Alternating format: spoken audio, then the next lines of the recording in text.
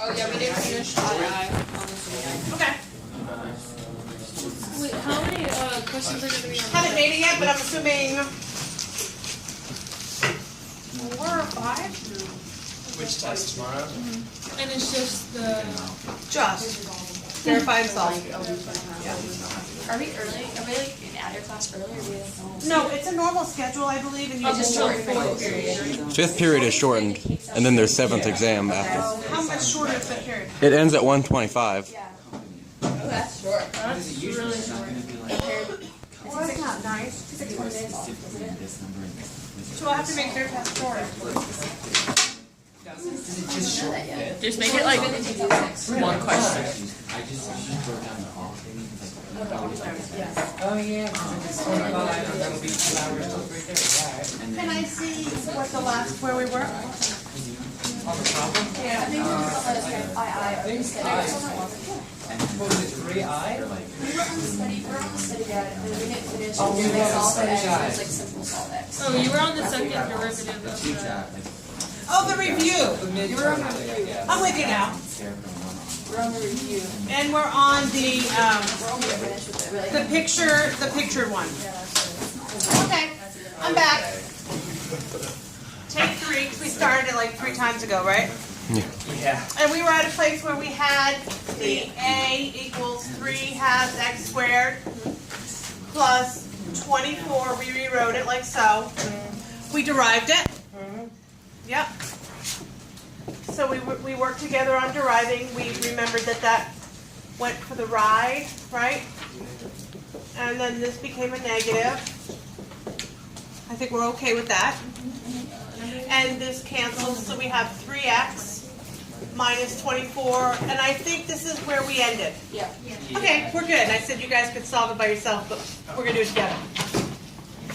It's all coming back to me now. Okay, so when we have a number like 3x and we have it minus a fraction, a lot of times this comes up in these types of problems. There's multiple ways that you could solve for this. One way you could attack it is, remember, we're frightened by fractions, so we could multiply everything by x squared. One other way is to say, oh, if I bring the fraction over, I could cross multiply. You make the choice, whatever you feel most confident with. If I did the whole I'm frightened by fractions things and I multiply everything by x squared, when I say everything, I mean all the way across, because if you do everywhere, it means the same equation you started with. So we have 3x to the third minus 24 equals 0. 24x squared. Well, tell me why it's not, okay, Kalia. never mind. No, tell me why. That's good. We can't see them out. Because it cancels out, right, when you distribute it through. Good. So now, naturally, hopefully, you know to add 24. And in the same step, I could even divide by 3. No, maybe not. Okay, so 3x to the third equals 24. Everybody okay with that? Mm-hmm. Okay. Divide. So x equals 2. Yes. X equals 2. Now, this particular question said, find the value of x for which it has a minimum. Okay? Tell me how a question very similar to this could be a little different. Yes. What do you mean? Okay, this wants me to find the value of x. What else could these types of problems ask us to do instead of find the value of x? We're going to find the max and min, but what's the word they use that means do something a little more? Anybody remember? Oh, find the stationary point. Right. So rather than say find the value of x, they could say find the stationary value or stationary point. How does that differ from find the value of x? We do what? You have to find y too. That's right. So I know that I have x equals 2, and this one just said find the value of x, so I'm good to go. But if it says find the stationary point, I would actually be looking for an ordered pair. And I'm just writing this up here not to confuse anyone, but just to remind you that a question could say that. And if they asked me to find the stationary point, where would I plug 2 into to get the y value? Kalia? The first one? The original, and that's what you had said as well. The original. Okay, so remember, this actually makes an ordered pair that's on the original graph. So if this asked me to find the stationary point, I'd be plugging 2 into the original and finding the value of it. Because it just said find the value of x, I'm good to go. Everybody okay with the difference? Because you might see that on the midterm. It might be something that says find the stationary value or find the stationary point. You know you have one more step. Okay? Everybody good? All right. Now, this one was nice enough just to say find the value of x, right? Where a is a minimum. So find the value of x when a is a minimum. So we just found the value of x. It says now show clearly that a is a minimum and not a maximum. So we have to utilize the second derivative test. Beautiful. So the steps for finding the second derivative test would be derive the derivative. So we're going to try to find the second derivative. Can everybody remember the easiest place to find the second derivative? It's the place that kind of looks like this, where we could have gotten rid of the 2 and just had 3 left over. It's the place where it's still set, where it's still, the x is still up in the top, right? Does that make sense? Okay, so if I was to write this out, it would be 3x minus 24x to the negative 2. That was a prime. So how do I derive the derivative, which means take the second derivative? The derivative of 3x is 3. Good. So a double prime is 3 minus, okay, the 24 goes for the right, and then what happens to x to the negative 2? Right? It becomes a positive, right? Is everybody good with that? So positive 48, x to the Negative third. negative third. Perfect. Okay, so somebody new that hasn't talked to me yet, remind me what the second derivative test details are. So tell me what we have to do for the second derivative test. Anybody else that hasn't talked to me yet? That might want to kind of venture out. It's a minimum. Lance, tell me, you haven't talked to me yet today. It's a minimum or a max. Okay, but how do we go about the process? So we took the second derivative. Now what do we do? How do you solve for it? Do we solve for x? Okay, We plug x in. What x do we plug in? The one that we The one that we found to be a max or min, right? So 3 plus 48, and then do you guys agree this x can come to the bottom? It's x third, right? So now we're going to do 3 plus 48 over 2 to the third. Really, do I care what the value answer is in the end? I don't care. Only thing I care about is it positive or negative? I don't care what the value of the number is. I just want to know, is it a positive answer or is it a negative answer? In this case, it's a positive plus a positive, so therefore it's still positive, right? Okay, so what's my little phrase that I utilize? It's positive, so it's up like a cup, meaning that it's going to be at the bottom of the barrel, meaning it's a... It's a what? Because it's up like a cup, right? It has to have a minimum. Make sense? If it was down like a frown, it would have been a maximum. Yeah. Because it's positive, it's concave up. Oh, Okay? Yeah, that's what that means. So because it's positive, it's concave up, meaning your bottom, your stationary value is going to be at the bottom. Okay? So in this case, we just showed that the second derivative is greater than 0, therefore we have a minimum. And I'm going to spell it wrong. Minimum. Okay. Make sense? All right. So what you should take away from this problem is that to be able to find, well, of course, the first part is going to find h in terms of x or something of that nature, and then finding the actual value of the equation they're looking for. And then the next part is finding a max or a min, and then proving that it's a max or a min. Okay, so that's the kind of question that would be. Are we good? All right. So tomorrow you have a little itty-bitty test. I'm going to have to make it smaller because fifth period is shorter. I'll figure out how to do that. I might make you guys have like 4 questions and then have 3 or something of that nature. We'll see how that goes. And then it's going to be on the trig identities. Alrighty, that's my game plan. So it's going to be solving and simplifying and making one side look like another. Yeah?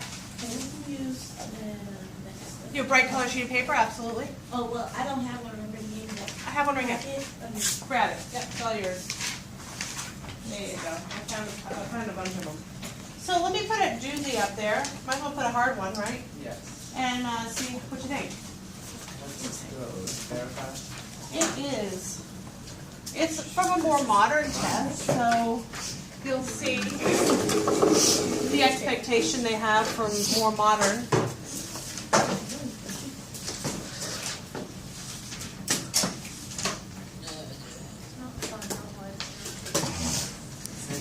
This is fun. That's it. Thank you.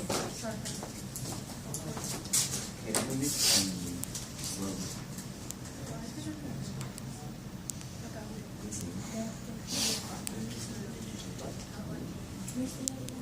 Okay, this one's from 2013.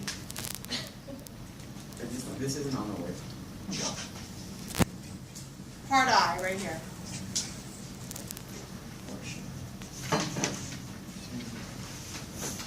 So we're gonna work that out first, and then I would like you guys to work together on it. All right, so No, for this one, oh, that's after break.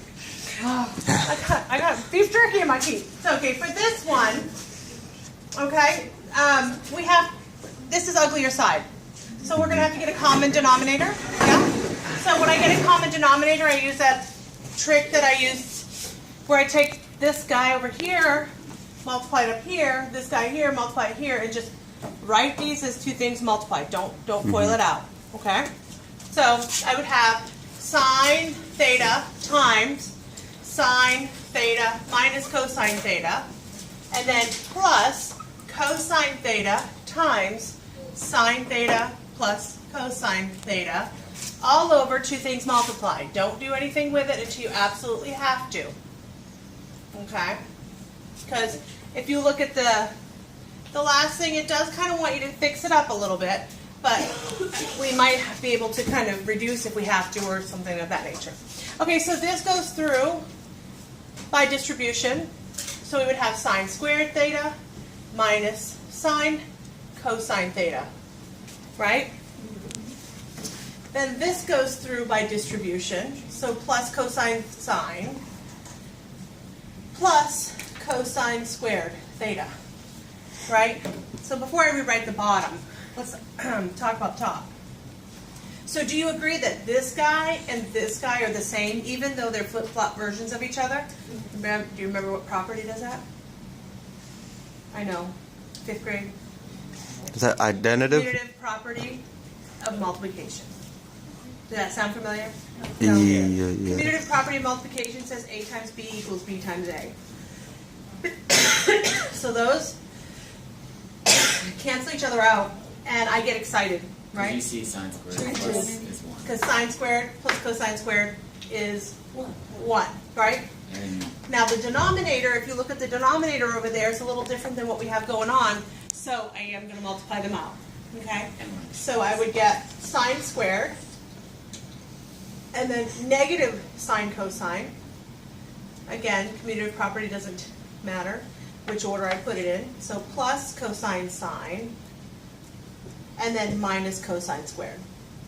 Are we good so far? So the middle stuff, nice enough of them to cancel out, and we're left exactly with what we wanted to. Sine squared minus cosine squared. Good? Okay, sweet. All right, now, let's look at another.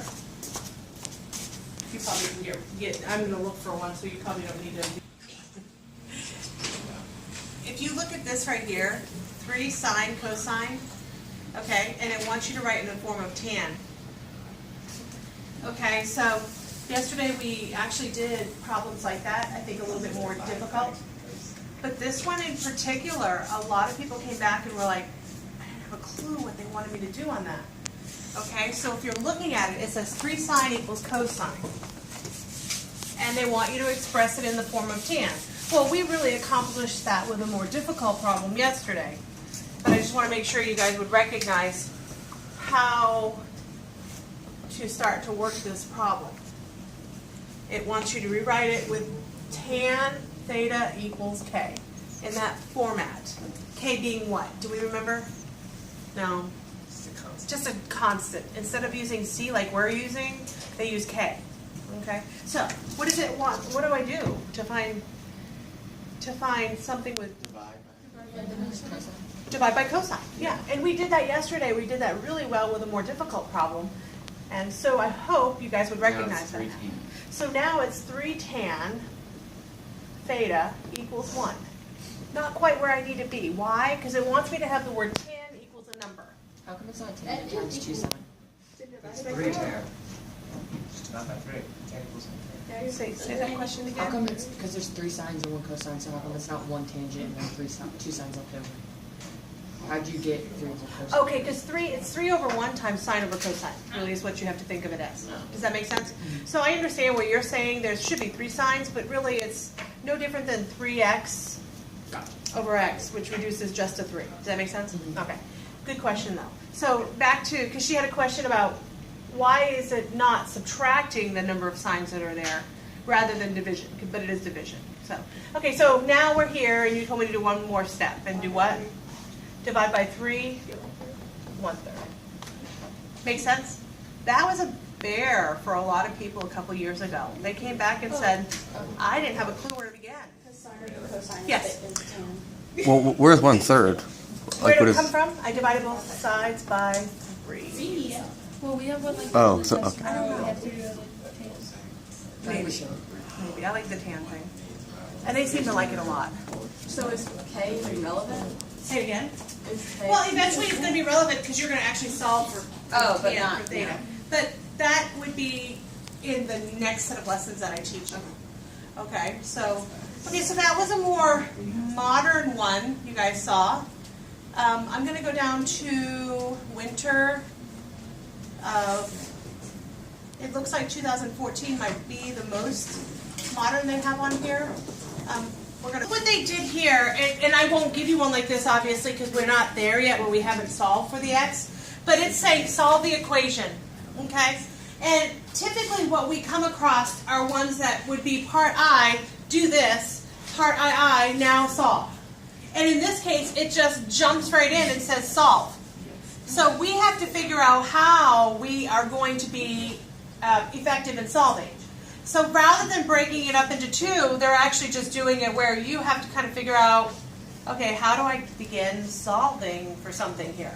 And I'm hoping that you recognize everyone that we did yesterday kind of brought us to a place where we had a trinomial where we were able to actually factor. Does that make sense?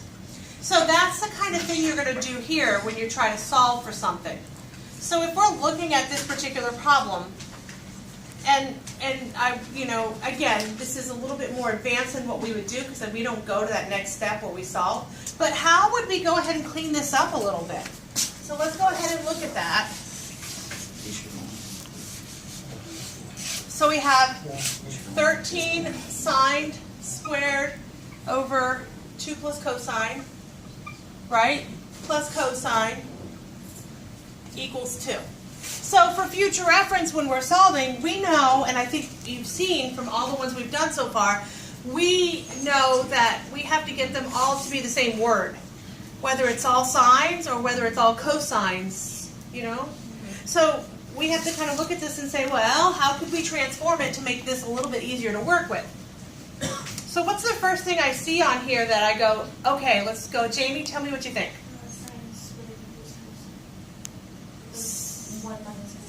Okay, so you're saying let's go ahead and transform this into the word cosine for now? Okay, excellent. Let's go ahead and give it a start. So 13 sine squared, you told me is what? 1 minus cosine squared. Perfect. And that's over 2 plus cosine equals 2. Beautiful. Excellent, excellent. Okay. That's a great start. I see now they're all cosines, and I can maintain them to still be all cosines. Typically when we're solving, what's the one thing we do if a problem looked like this, regardless if it had the word sines or not, even if it had just like x's in it, what would we look at here and say, ooh, we got to do something now? By both sides. Okay, so you're saying get rid of the denominator, multiply it by both sides, or distribute. So there's multiple things that I hear. I think I'm scared, I want to get rid of that guy because I want to make sure that I can do something solving-wise. So I would say, number 1, get rid of the denominator. Number 2, distribute. Okay? Does that make sense? So I multiply everything by what? 2 plus cosine. 2 plus cosine, okay? So what we have done in this case is we've taken a problem that's not really one that we would be ready for, and we're doing it. So if I'm multiplying everything by 2 plus cosine, what happens to this first guy? It goes away, right? That's excellent. What do I do with this guy? I just take the cosine, and then I write next to it 2 plus cosine. Does that make sense? Because I'm going to multiply. Come on in. And then the next one is going to be 2 plus cosine. Are we good? Got it in one test. Good job. Only one in class. The only one in class. So proud. Put my Santa gift No, away. come on, Mom.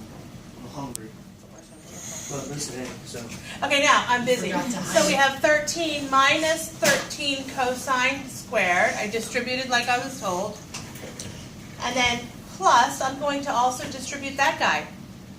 So plus 2 cosine theta plus cosine squared equals, again, distribution, right? Mm-hmm. So 4 plus 2 cosine theta. Now, what does this scream? Although it says cosines everywhere, what does it scream to me? It screams, I'm a trinomial, set me to 0 and factor me. Yes. First. But clear up a little bit, yeah. So put your cosine squareds together, put your cosines together, put your numbers together, and bring it all to one side. So I'm going to let you try that on your own for a few minutes, try to get it all cleaned up a little. See, the video's back on. Okay, so I see cosine squareds. So I want to combine all like terms. So I have cosine squareds. I have negative 13 of them plus cosine squareds. So how many total cosine squareds do I have? Negative 12 of them. We'll take care of the negative in a moment. So that guy's gone and that guy's gone. Are we okay? Now, I have cosine. I have 2 of them. And over here I have, I'm going to cancel them out, right? That's awesome. I like it when that happens. And then I have 13 minus 4. 9. Because they're on 2 sides of the equal sign. Isn't that nice? So, plus 9 equals 0. Okay. Now, of course, for the next step, we would do a little bit more work where we would start to subtract the 9 and then divide by negative 12, and I'll show you how to do that. That's our next step. Ow. So we just leave it like that? Okay, so tomorrow, are we feeling confident about tomorrow? Tomorrow you're going to have a test. I made a promise I would make it worth your while to help grades. Okay, so that's for tomorrow. And then, of course, next week your class takes your test on Wednesday. Yeah. So Wednesday, okay. What you see on the review sheet is what you get. I'm going to, hello, coming.